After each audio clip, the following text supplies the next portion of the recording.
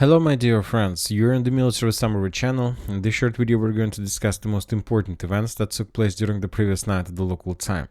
If you remember a few days in a row we were talking that Ukrainians start building the road, let's say the second road in Nikolaev to increase their logistic possibilities and to include Nikolaev port into the Black Sea sea trade, and but before that, of course, first of all, the Ukrainians had some plans and have some plans to establish control over, let's say, western part of Kherson direction.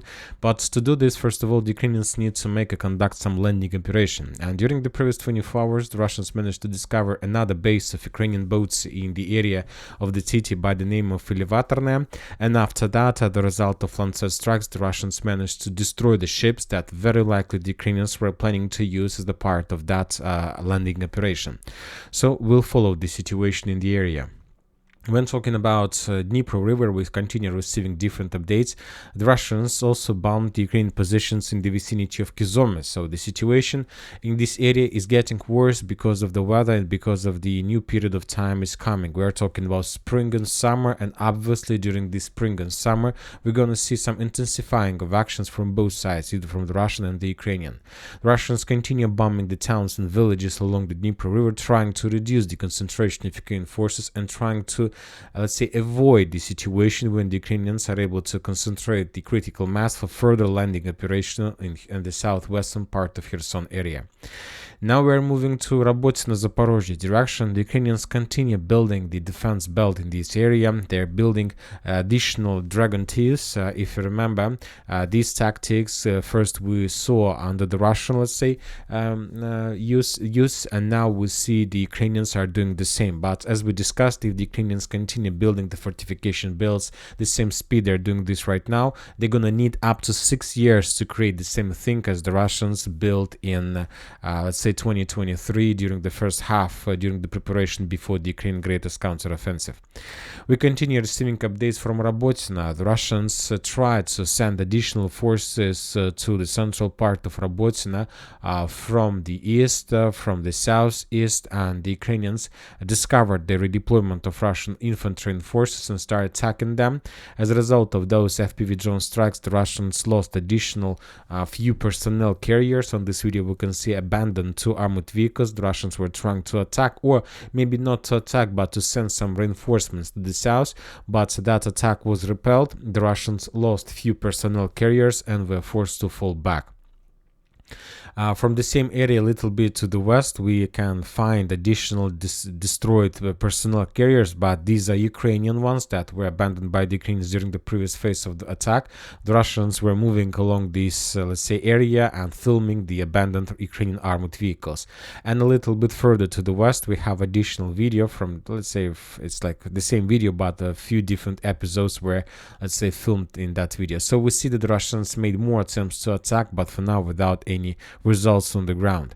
Now we are moving to Donetsk and South Donetsk direction. We have some photos and footage of abandoned Russian tanks to the southwest of Marinka. These are T-90 of Russian armed forces were abandoned somewhere in this area, which confirms that very likely the Russians still haven't established control over this defense belt. Now we are moving to Avdiivka direction. The sources reported about more attempts from the Russian side to move inside of Pervomaisk and that the clashes are taking place in the western part. For now, no geolocations confirming this, but this is like the primary target for the Russians. During the previous day, the Russians managed to discover another temporary point of armed forces of Ukraine in the northwestern part of Nitailova, and as a result of artillery strike, that position was destroyed. So we see that Ukrainians still have possibilities to bring some reinforcements, reserves to support their forces. So the clashes for this area probably will gonna take additional months, probably, or maybe even more. We haven't received almost anything from Berdychi, Orlovka, Tonenka direction. The only report we got from the Ukrainian sources is that the soldier, let's say, soldiers on the ground from Ukrainian side, are saying that hell in Tonenka and Orlovka, Ukrainians still hold small parts of these villages, but to stand under continuous shelling of artillery caps, drops, FPV is already on the verge. So, which probably means that very soon the Ukrainians will be forced to fall back from the territory. Now we're moving to Ivanivske, probably after a very long operational pause, or not the pause, operational pause, but after a very long absence of any, let's say, reports from the ground, we start receiving additional information from the Russian sources.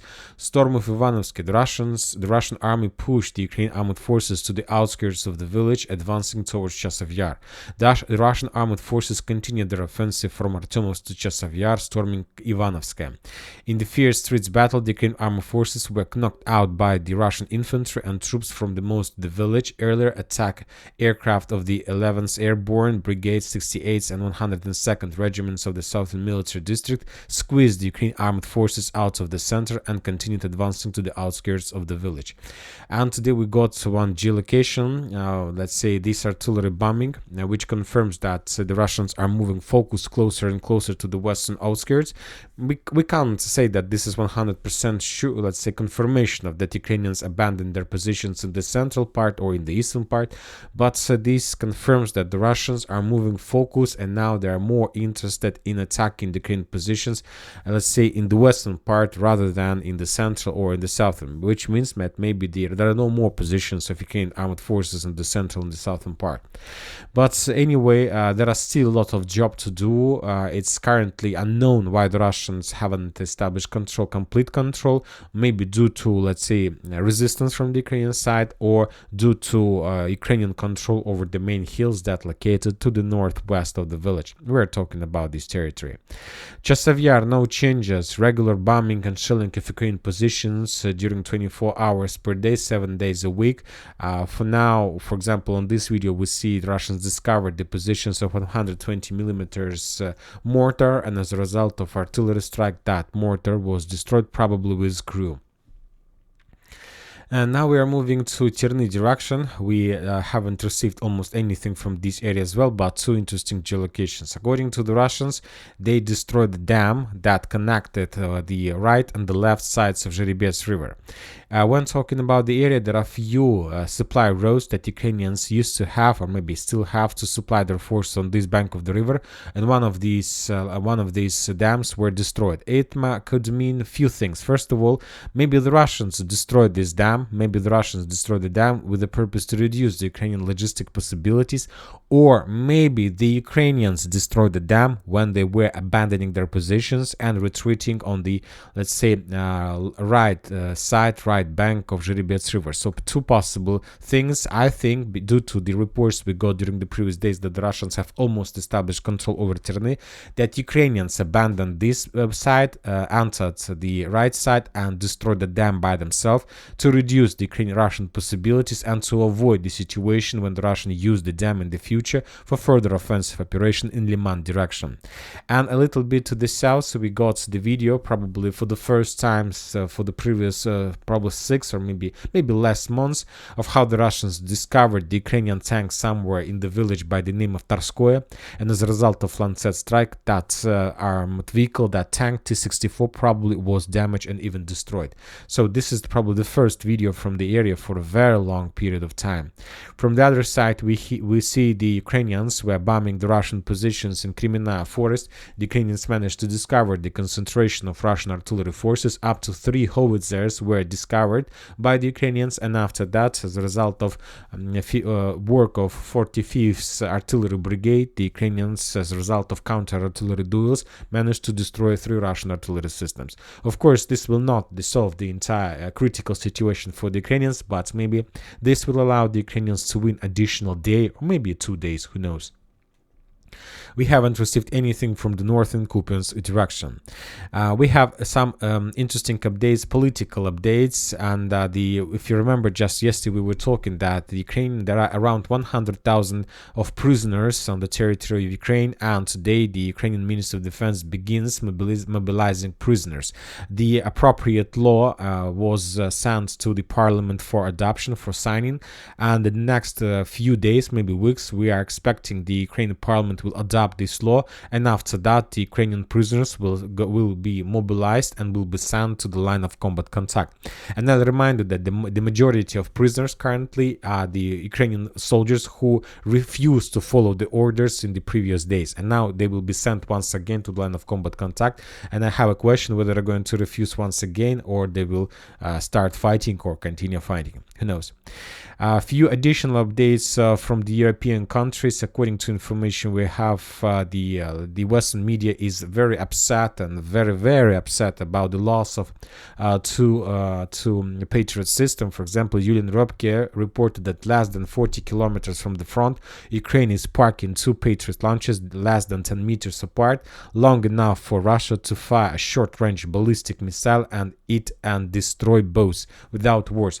Of course, difficult situation. They are very upset, but it's their mistake. Of course, it's their mistake, and they can't do anything with this. And the Russians are saying that just by destroy of these two Patriot systems, the Ukrainians lost up to 11% of their air defense possibilities.